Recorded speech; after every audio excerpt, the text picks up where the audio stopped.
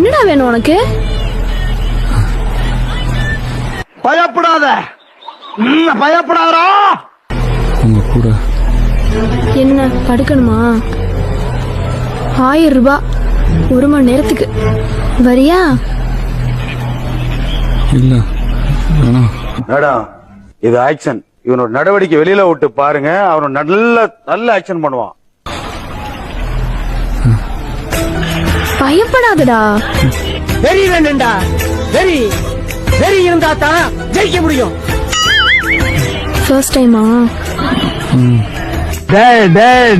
நீ யாருன்னு எனக்கு தெரியும். பாத்துக்கலாம், விடு. வா போலாம். வா.